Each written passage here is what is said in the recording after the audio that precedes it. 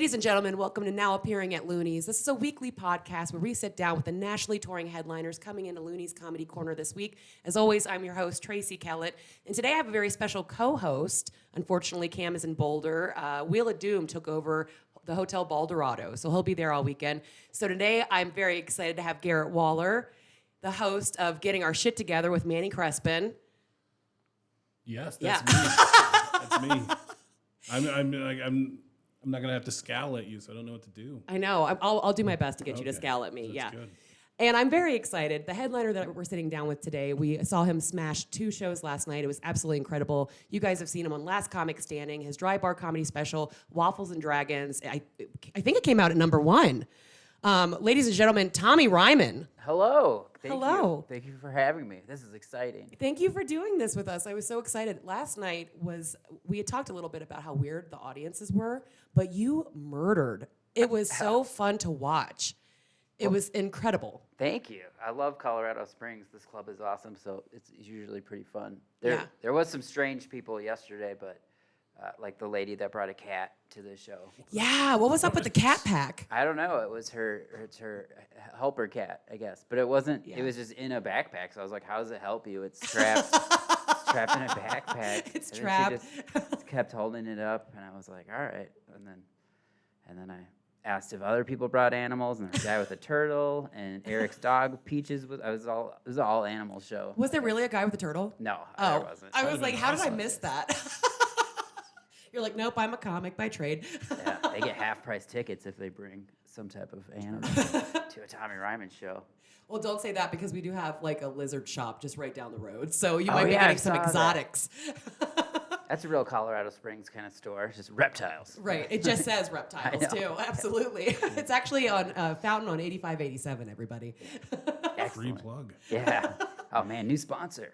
Well, it was so funny, too, because you do the cat bit about the lady trying to, potty train her cat. Oh, yeah. So it was so bizarre that there was a lady with a cat in a backpack. So I loved that. Yeah. I don't know if I did it when that joke went for that show, which would have made sense, because she definitely seemed like a lady that would try to toilet train her cat. Oh, absolutely. Yeah, for sure. That's a power move by pet owners, like trying to use the human toilet. Yeah, mm-hmm. That's what, yeah. The bit is I've been trying to find stuff to watch, and I got obsessed with this woman on TikTok that just posts daily episodes of her trying to toilet train her cats. And I say her first mistake was that they're like 12 years old. Like they had their system down, and she was like, "Nah, we're gonna do this." And I was like, "They're gonna murder you." It's a complete overhaul. Yeah, but it's riveting. It's a great show. It's almost as good as Breaking Bad. It was just really funny because you even said, you were like, is anybody else here training their cats on a toilet? No, those are indoor people. They don't come out in public. I was dying. I had a tray of drinks and I had to turn around. It was such a good bit. Trying to train a 12-year-old cat is like trying to tell your grandma not to be racist anymore. Yeah, they're let it go. Kind of stuck. Yeah, at some point, just don't let them to Thanksgiving dinner. But we were talking about your dry bar comedy special, Waffles and Dragons. We have sat down with a couple headliners who had specials, and all of them had kind of like hiccups in their specials. Did you have any on yours during recording? Like one guy forgot to wear the same shirt both nights. Like for little real? things. Yeah, it was like, so it's like little things, but big things in the scheme of like the production itself. Did you have any hiccups or anything kind of just like weird happen that you remember? And Not really. I filmed 2 dry bar specials. The first one was a long time ago. And the other, they used to do 2 headliners would come in and there would be a host.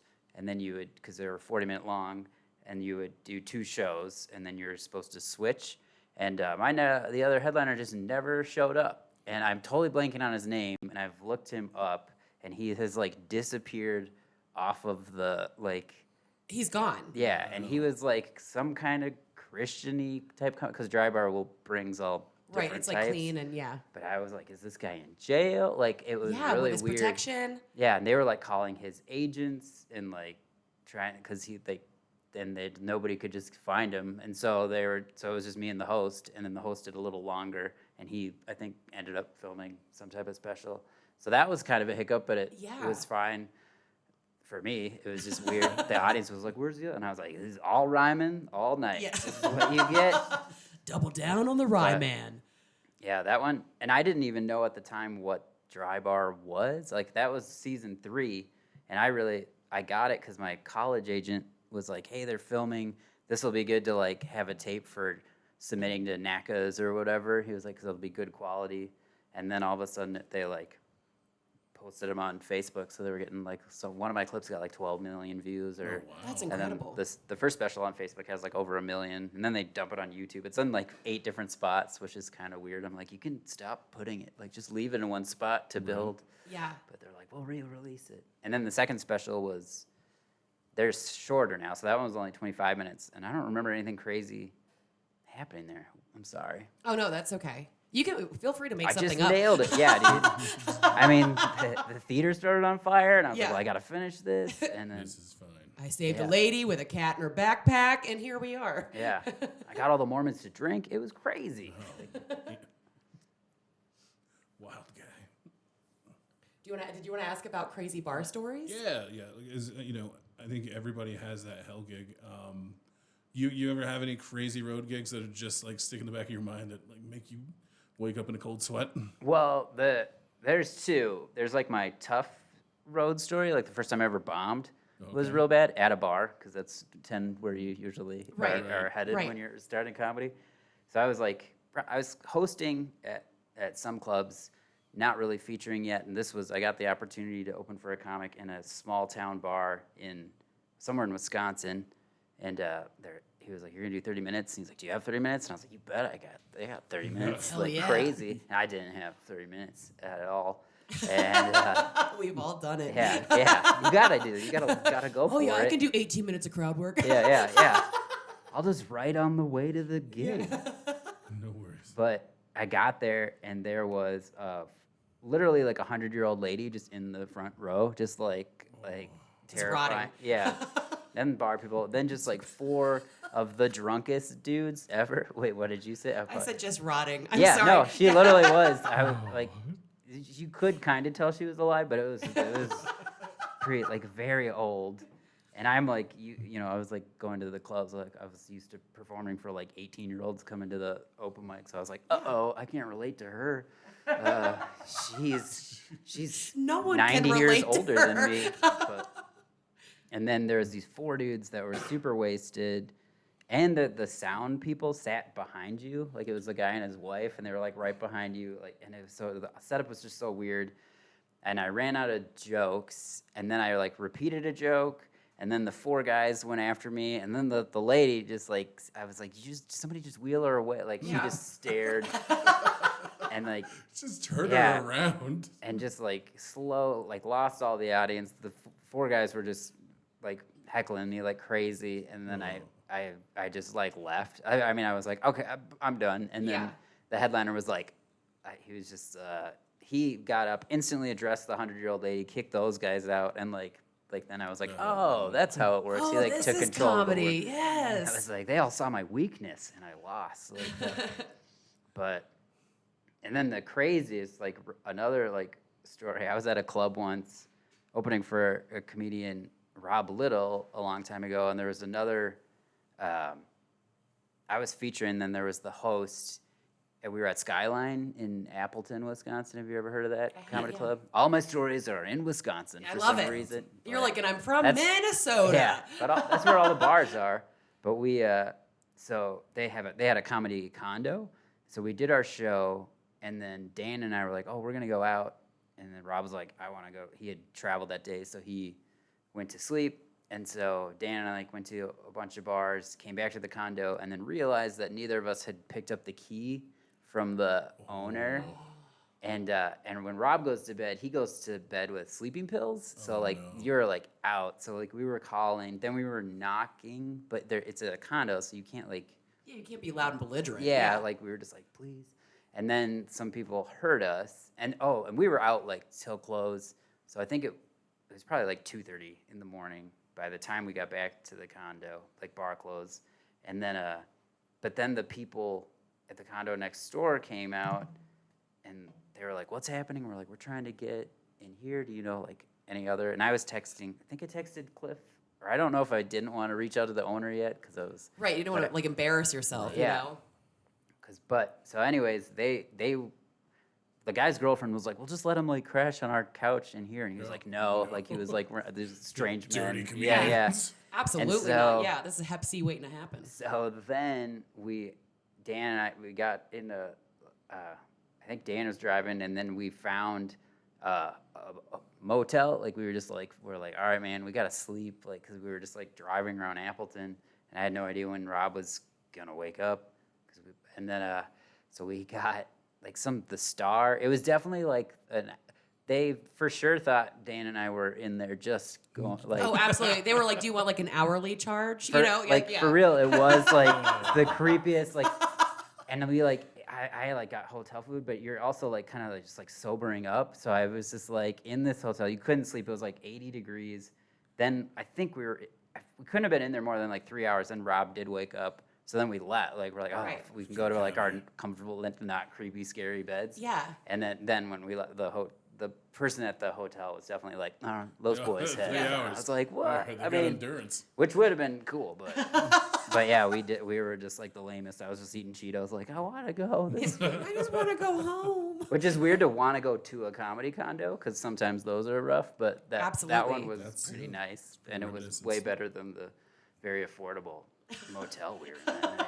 So those are my two wildest stories. They're not that wild. There was no fights or anything. I know they're still pretty wild, you know, like Yeah. driving around pretty drunk, you know, while Yeah. you're sobering up and Sketchy having to go hotel to a in sketchy Wisconsin. hotel. Yeah, We did in Salida. They used to put us up at this place called the Poncha Lodge. nice. And you go in, and there's no one there. There's like no one staying there except like hunters during like the hunting season. So you go in, there's a rotary phone. You like dial. It's basically like a Poncha Lodge 911. Ooh. And this lady scurries in from the back, and she's just like, "How many rooms you want, kid?" Oh, Yes. jeez. And we're like, "Oh, we're on the books," and she was like, "We haven't had books since 1972." Like, it's like they put you in the room, and there's actually like an area if you wanted to like field dress your deer Oh, great. in the room. Like there's like a little In the grate. room. Yeah. And I was just like, I'm not staying here. So we did the show. We got drunk. We got a little high. We were watching Walker, Texas Ranger. And I was like, I need to go home because this place is definitely haunted. And it's Right. like, how scary is it for like Bambis to be coming at you? You know what I mean? Like not even dead humans. Yeah. They make it so convenient for anybody that is a murderer. Like, here's the field dressing. Yeah, you guys- absolutely. Yeah. You do what you can. Everything was covered in plastic, and they were like, "Yeah, because of COVID." I was like, "COVID's been over. Like, there is What no are you reason doing? why this room needs to Whoa. be dextered." Yeah, that sounds horrifying. So yeah, we immediately came home. That's smart. Let's see. Worst one for me was down in Pueblo. We did this show at a pool hall. They wanted to make it a dinner and end show thing. At a pool hall, yeah, Yeah, absolutely. but they also did yeah. it on league night. Oh, And they double booked us with a band. And they brought out 2 mics, and they're like, no, these are the band's mics. You're going to have to ask them if you can use them. you're just And- gonna be screaming. Yeah. And so I was the host of this event. I got up there, and I was getting ready to announce our act. Somebody from the league comes by, grabs my mic, and tells him, "Daryl, Isaiah, you're on this table." And I'm just like, all right. And it was like, I think Daryl's got to do a tight 5 at that point. yeah, like Brent did great. He was headlining for me, and he was like, after the show was over, I had to wait an extra hour to track down the guy to get us paid. Yeah. Wow. And he skipped. He did not want to be any part of it because I was furious when he eventually comes back. But like, Brent looks at me. He's like, "I'm going to be honest with you, Waller. This is the worst show I've ever done. I'm sorry." You're like, I'm fully aware, by the way. Oh, that's Old Brent Gill is so funny. Okay, so we have this segment, Tommy. We talked a little bit about it last night. It's called Smash or Grass. Okay. So we're going to throw out 2 comics. We each have 2. You have to tell us which one you'd rather fuck or which one you'd rather smoke weed with. Okay. And I totally just censored myself because I know your daughter's in the other room. No, she's got a horrible mouth. You're fine. Okay, cool. So, Garrett, if you want to take it away with your 2. Sure. Caroline Ray or Angela Johnson? Or Angela Johnson. Caroline Ray, I don't know. That one's tough because she used to date Kostakia Commonopoulos, and that's a good friend of mine. So it'd be weird to be like, I would like to make love Clean to up crew. her, but they're not together anymore. And she was on Sabrina, like she's cute, like so. But I guess I would just smoke weed with her, and then. But and we then- all know what Tommy really wants. No, that's That's not. No, I would never. That would be so odd. And this is hypothetical. It never would happen. Yeah. But yeah, it definitely. I guess I'm gonna. I'm gonna smash Angela Johnson, and then I'm gonna smoke weed with Caroline Ray. We'll just talk about. It's great that you fell in love with her on Sabrina, because I fell in love with her on Biggest Loser. No, I didn't fall in love with her. This is. Oh, just right, so right. you know. Oh, yes, No, yes. she did not fall. There's Got no it. passion in Yeah. Tommy's eyes right now. There's no lust or longing. Yeah. It's all dead. Yeah. She hosted when I did Nick Mom Night Out. That was my very okay. first TV credit that I was that is so edited out cool. of. But I did get to meet Caroline Ray, she was rad and nice. That's Wow, incredible. Yeah, but we didn't sleep together or anything. So No hand Just wanna stuff. No, make yeah. sure that's yeah. I fell in love with her on Hollywood Squares. So Yeah. it's different generations. Was Okay. that a good answer? That was a was great a answer. good Yeah. answer. Okay, my two. We always like to make our guys a little gay. Dusty Slay or Brian Regan. Oh boy, I'm going Dusty. Yeah. For the whatever Yeah. which. The tender I love. like how making. I'm going dry bar. Like I'm like, oh, I got what if this shows Yeah, up you my can dry bar totally cuss fans. on this, by the way. Yeah. But yeah, I would do it with Dusty and I've never met Dusty Slay. Like I know he comes here a lot, and I know so many people have worked with him and met. Like I've watched him, and I really want to meet him. I know he'd be super funny, and I guess then we're gonna do it, which would probably be. Yeah. I've never done that, but it should be good. And then what I smoke And you up. both wear trucker hats. I think that would be great. Yeah, I don't on stage, but I definitely this is kind of my look, which I stole from Dusty Slay. Nobody else. I'd never seen it before Yeah. until him. And I was like, this guy's wearing trucker hats. I like this. That looks comfortable. And then Brian Regan, I would smoke because I've drank with Brian Regan. Because sometimes he'll come to like the clubs after his shows. So I was at the Omaha Funny Bone, and him and comedian Joe Zimmerman that opens for him a lot, who's also opening for Nate Bargatze. They showed up at the club, and then we like drove around in That is the so limo, cool. and yeah. Is he genuinely the coolest human on earth? Because Brian I've Regan? heard that he is. Yeah, is one of the nicest people that I've ever met, and he was super sweet, and it was a fun night. That is awesome. My kids, whenever I tell them, I'm like, oh, I have this big show or whatever, and I'm like working with Sam Talent. My kids are like, is wow. Brian Regan going to be there? Like every single time. So my direct like correlation of fame with my children, nothing matters until Brian Regan is somehow Wow. involved. And I'm like, by the way, that's never going to happen. So just take what I'm giving you, boys. Yeah. But we'll get Brian Regan, right? Doesn't he do Red Rocks and stuff? He's I up think here. he does do Red Rocks. I know Yeah. he does Comedy Works. We also saw him, we've seen him a couple times at the Pikes Peak Center, and then we also drove like 5 hours away. He did a drive-in during COVID at like an old like drive-in movie theater, and that was incredible too. Oh, yeah. That was absolutely incredible. And he just kept addressing how awkward it was with the flashing of the lights. Yeah. And you did the drive-in shows, I did the right? drive-in Did you do any shows. drive-in shows during COVID? No, but one of the clubs in Minneapolis was gonna start one like a drive, but then they lost a sponsorship or like they couldn't do it because and then I don't know could people drink in their cars? Like that's what was super weird to me because I was like, if it's a comedy club, you can't be in your car with Right. drinks or this seems This, all this shady. happened at a brewery. Yeah, the one that I went to, they had them kind of in buckets, and you could buy the drinks, but you were supposed to like throw them out before you left the parking lot. Your Yeah, car was obviously supposed to be not. turned off, but it was obviously on because you had to have the transmitter on and all Yeah. that. So it was very like skirting the boundaries of what's legally allowed. And